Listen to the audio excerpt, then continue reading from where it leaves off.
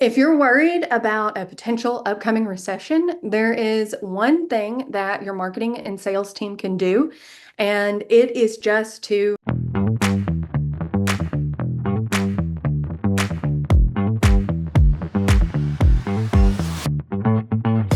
Join us for Impact Live 2024 in Hartford, Connecticut this October 14th through the 16th.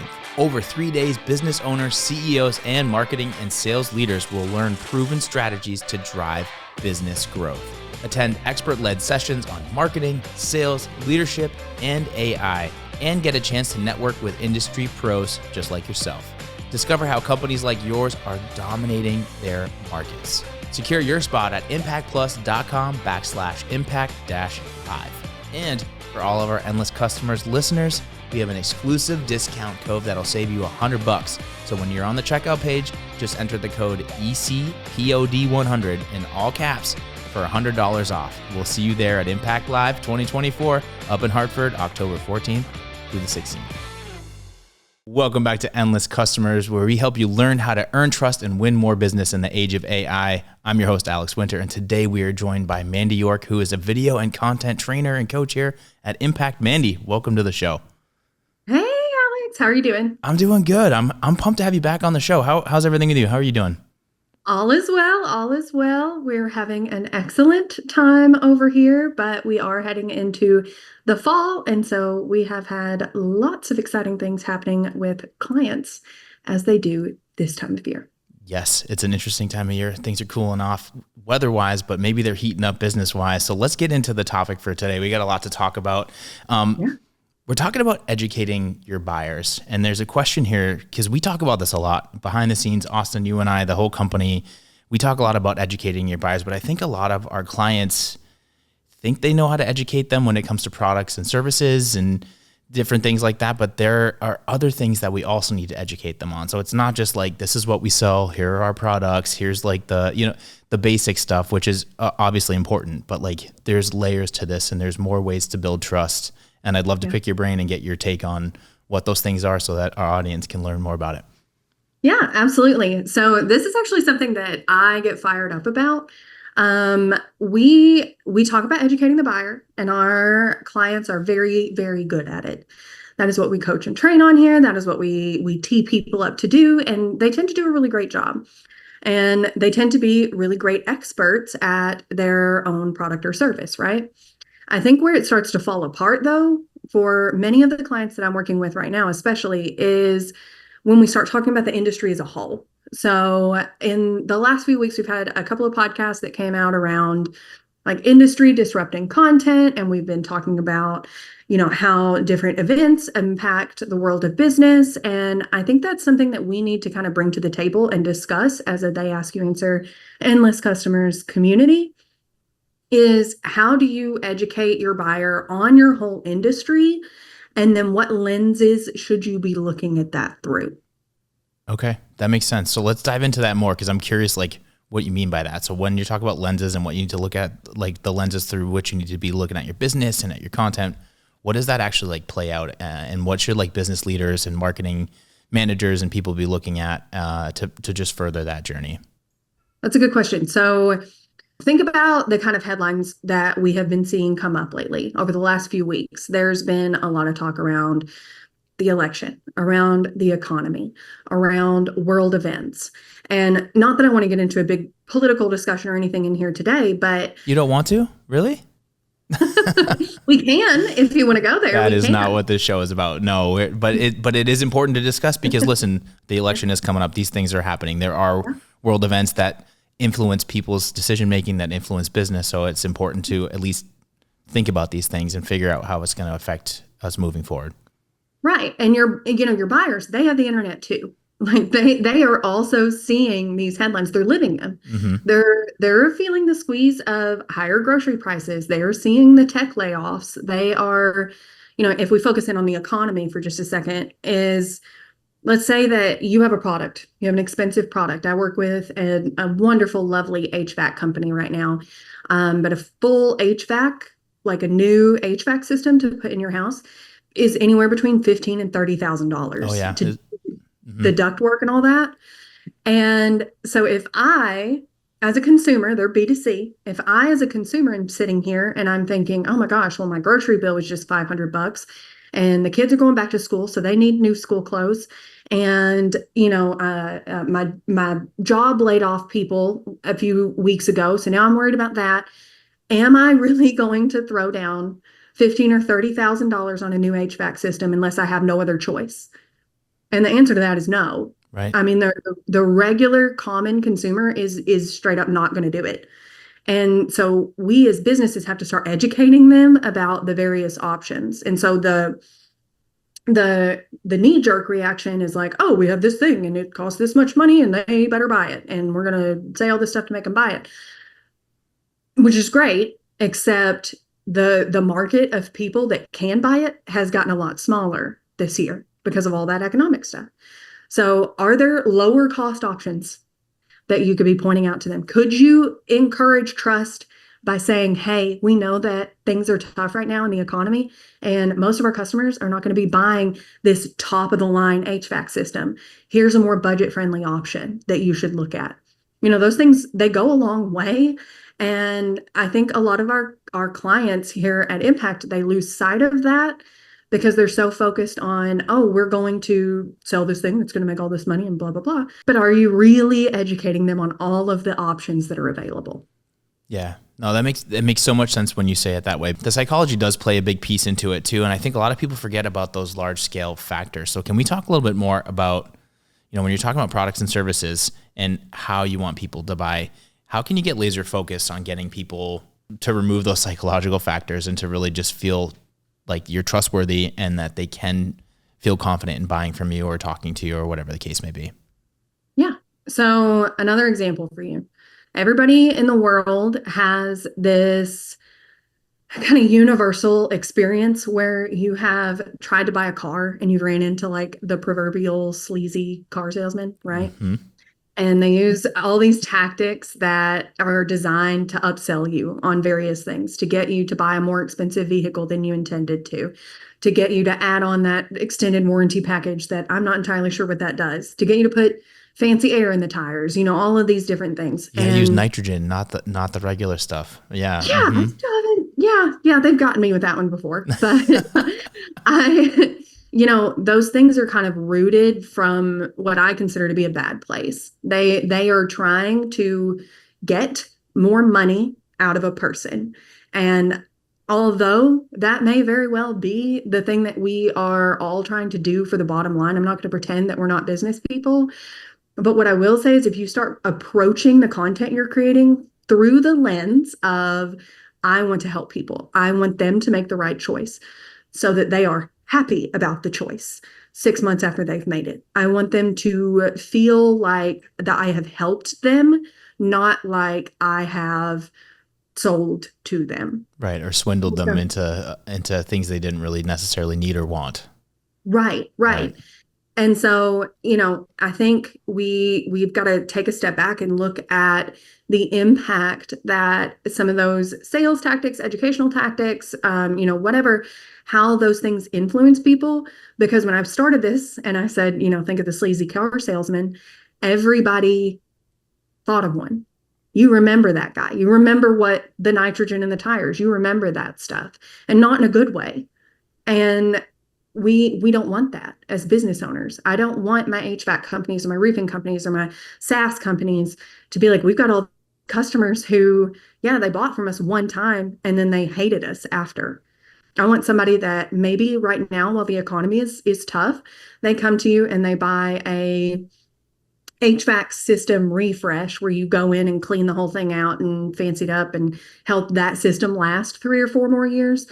And then 3 or 4 years from now, they buy the $30,000 system from you and come to you every time that they have an emergency call, and you have that repeat business long term versus we trick them into buying a $20,000 HVAC unit today and then never hear from them again because they felt gross about it.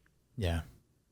Yeah. So for consumers, how can they avoid that? We always talk about on our end as marketers, what we can do to like push the ask you answer or to educate and how to get the stream of endless customers. But for consumers, what should they be looking at? You mentioned some of this, but like, what are some flags and I'm going off script here, so I'm putting you on the spot, but like, if you're trying to get an HVAC system, which is a great example, but if you're shopping for anything, what are Yeah. some signs from like salespeople or from marketing people that like are good versus bad, you know? If you ever run into a salesperson and they are purposely avoiding showing you multiple options. Mm-hmm. Now, maybe sometimes there are not multiple options. Like sometimes you just need the thing that you need. But if they are like, oh, if you're going to be happy, you have to have this thing, which is incredibly expensive. There's nothing else we can do. They're not working with you. If they're hiding any kind of information, Mm-hmm. if anybody's ever given you like a 50-page long terms and conditions for something, that's probably a red flag. Yeah. Why do we need that much information in legalese or whatever to cover a purchasing cost Mm-hmm. if you're telling the truth? If you are shuffled around, it shows that people are treating you as a dollar sign and not as a human. So if you've got salespeople missing meetings with you, or you called and nobody answered the phone, or They're like you know handing you off to somebody else or something like that. you're Yeah. getting passed around to 10 different people in the office before Sure. anyone will speak to you.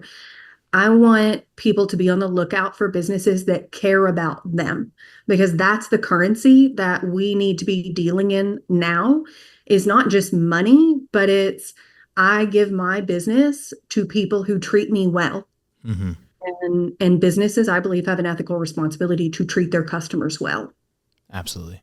Yeah, absolutely. And we talked about this recently too with Marcus about referral based business. And it was interesting because he said something really profound. He said that if you do good business, you'll get referrals. That's just the result of doing good business. But that also Yep. shouldn't be the benchmark of your business. But that's a whole nother can of worms. So look, going back to what you were saying though about, what people need to be thinking about when they're making a purchasing decision. On the other side, with all the world events that we've been talking about and the psychology behind it, for sales folks, does that mean that they need to sell smaller, or does that mean that they need to be thinking about like how to package things in a smaller way so that it's more bite-sized? I don't even know if I'm saying that right, but did you get what I'm saying? Does that make sense? I get Like, what you're saying. yeah, I because get I it. can I can hear salespeople being like, so it's too much money, so we need to sell them something that's less money, right? Hmm. Yeah, but Yeah. that is that true? I No, not Okay, necessarily. I'm okay. going to be careful with this. So I think if you're solving something that people genuinely need, Hmm. that solves a genuine pain point, that is the genuine right thing for that customer, fair enough. I have a client who does luxury architecture, residential architecture. And one of the things that they do is they build multi-generational homes. So, like homes with the idea that for different cultures, that where grandparents, parents, children, grandchildren would all be living under the same roof. So there's like en suites and all of these different things. Hmm. And that is not a cheap product whatsoever. They are a very, very boutique, expensive firm. And I think what they are doing makes perfect sense. They're not trying to talk somebody like me into building a home like that. They are talking to people who are already saying, I've got a special needs child that's going to live with me for the rest of my life. I've got elderly parents, and I'm not willing to put them in a nursing home, and I'm looking to build something to keep them here at Hmm. home with us. They are selling something that fits that need. Conversely, I would also say, though, I would rather see our clients sell 10 small things than sell 0 big things. So Okay. if you are sitting in a space right now where you're not making sales, your sales rates are dropping, you feel it in your bones that is from the economy and all this world event stuff that we've been talking about. Maybe you're in home services, maybe you're in SaaS, you're in consulting businesses. I want you to take a good deep breath and say, would I rather sell a small thing or no thing? And then make your choice. Yeah. And that might be a tough question, but I feel like the answer should be something is better than nothing, right? Yeah. Yeah. And you always bring them back later. When Hmm. things clear up and people are less nervous, you bring them back later with that referral based, earned based business model that Marcus was talking about. That if they loved working with you and they didn't feel like you pressured them into getting something they didn't need, they're going to come back when they need something else. Yeah. Yeah, so I know that you talk to a lot of companies. You got me thinking, my wheels are spinning here. So I know you talk to a lot of companies. You work with a lot of different B2B, B2C, different industries all over the place. It's very multifaceted, but is there a way to broach other topics other than just the recession, or like, how do you Yeah. have some of these conversations when we talk about like selling maybe smaller is better than nothing, or like, how do you have these conversations and what does that kind of look like? And maybe what are some other fears, worries, and doubts that people are hearing on the street? Yeah. So I think about like immediate worries a lot. So whenever I sit down each week with a client, I think about locationally, where are they at? Mm-hmm. And what have I heard on the news about that location this week? So a great example from this week was Hurricane Debbie hits Florida. Yep. If I've got a roofing person that has a business in Florida, the first thing I'm going to say is, do we have content out about damage from Hurricane Debbie specifically? Is there content and education sitting there, whether that be written, video, podcast, whatever you made? Do you have something live on that website right now that is helping your customers navigate the hurricane that just hit? Are you talking to them about, with roofing? Here's a great example of something small. Are we going to patch a few shingles and fix a few portions? Or are you going to try to push somebody whose house was just hit by a hurricane and is dealing with insurance claims in every direction? You're going to push them to buy a whole new roof Mm-hmm. in a 10 times more expensive material. That information, it really comes to looking at the headlines in your area. Is it hurricanes? Is it the climate in your area? Is it the economy? Is it something about global warming? Is it the election? Is it back to school? Is it the Mm-hmm. holidays coming up? How do each of those events impact your customer on a personal level? And then what are you doing to take care of your customer on a personal level?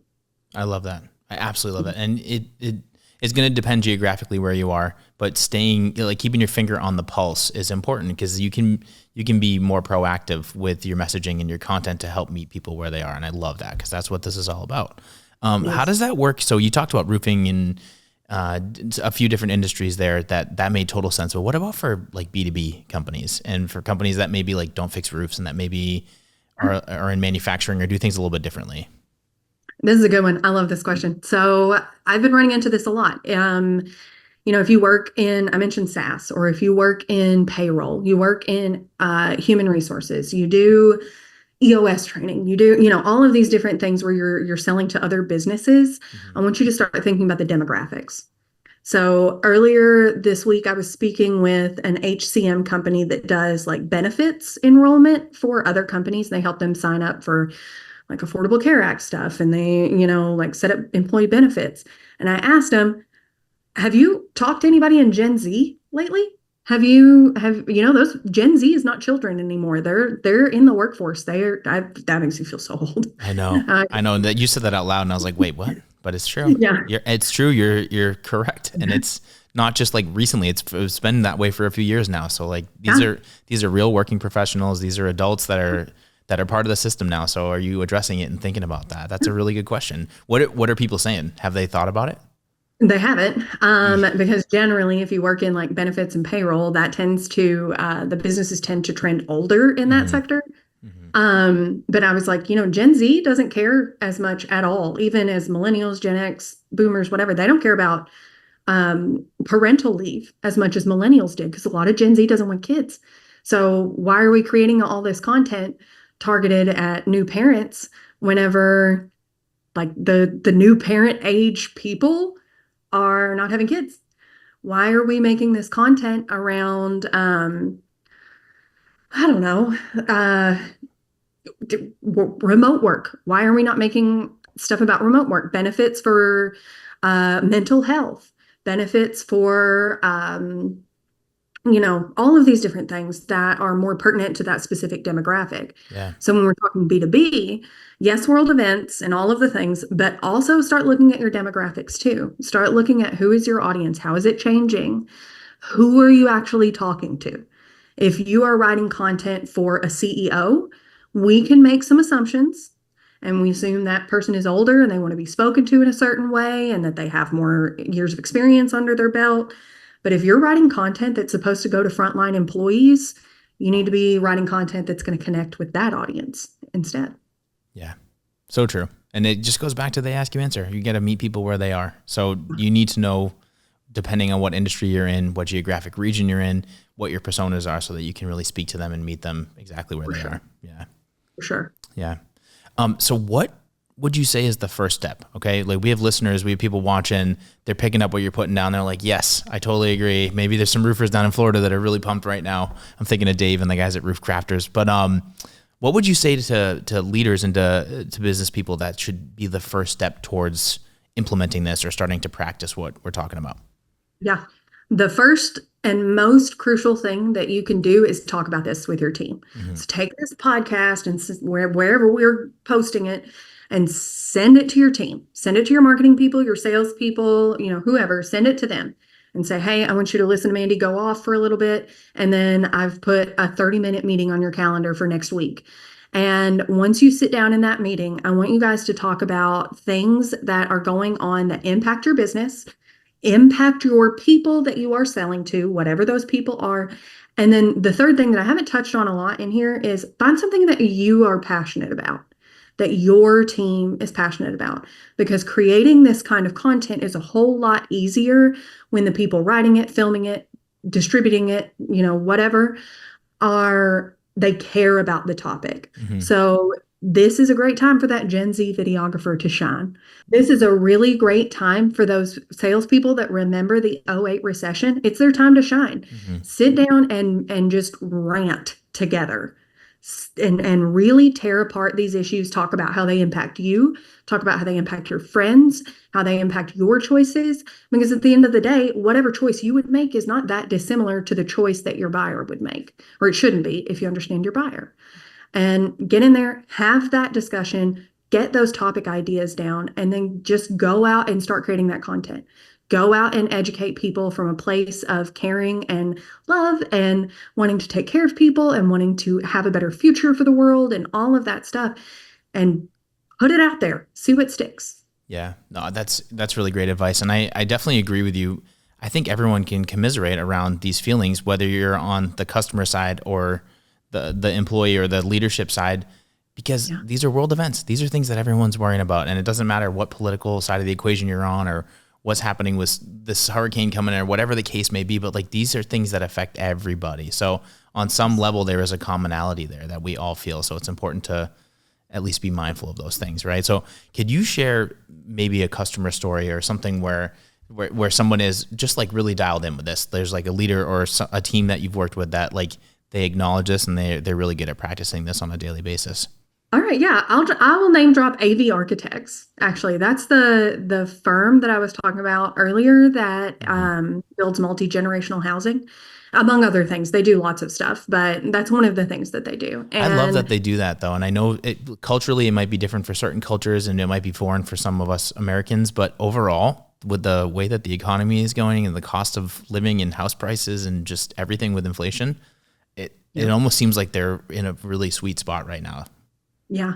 And they create tons of content around even just the day-to-day lives. So they sell in Northern Virginia. Mm-hmm. That's like their space, not far outside of DC. And they write content about, where's the best land for people that enjoy nature in this area? Where is the best place to build if you intend to be here and it's going to be an ancestral home and people are going to live here for generations. Mm-hmm. They put that kind of content out and it shows that they actually care and love and want their buyer to succeed and enjoy the home that they're in.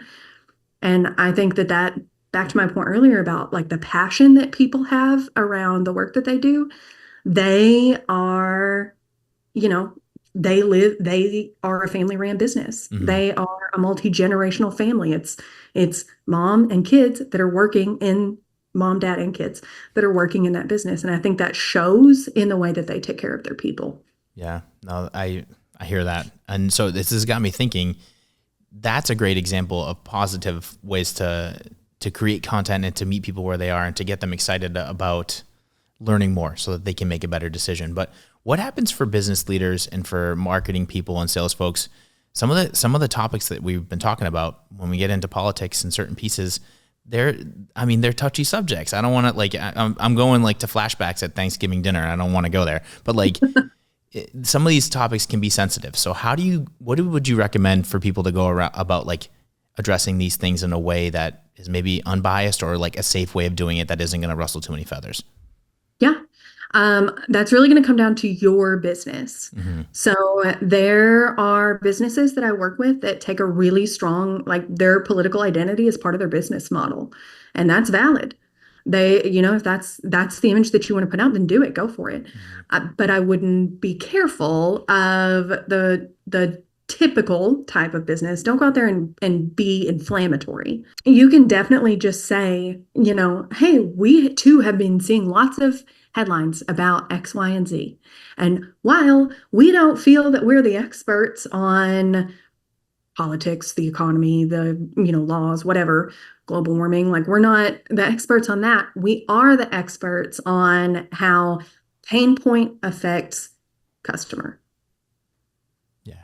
And I kept pointing out, hey, I'm not an expert on that thing, but I want to talk to you human to human about what you can do with that information is super, super valuable. Human to human. Yep. And it's knowing your audience too. And I agree. Certain businesses, if the political piece is part of their business model and that's part of their plan, then it's okay to do that. And if you're selling, random product that's like a tangible material product, maybe don't tell people about all your political views. I don't know. Maybe not. Just saying it. Yeah. I don't know. What do I know? Anyways, this has been really insightful. And I think it's been really eye-opening because, again, like these are things that I know, but when we talk about it out loud and we're having this conversation, I feel like it sticks differently. It really does. Yeah. Any advice or any closing thoughts for our listeners out there? Closing thought would be that, kind of going back to what you said earlier, Alex, is there's no perfect formula to all of these different components. And understanding the psychology of your buyer and the psychology of the modern day is a crucial skill in understanding how to market and sell products or services in this day and age. And if you're falling behind on that or you're ignoring it, that's going to catch up to you, and probably sooner than you think. Well said. Well, thank you for being on the show, Mandy. I love talking with you. It's great having you. I love being here. I'll be back anytime. You'll definitely be back. You're a regular. We're going to have you back on the show constantly. We got to check in with you. So thanks for taking the time. And for everybody out there watching and listening, this is Endless Customers. I'm Alex Winter. We'll see you on the next episode.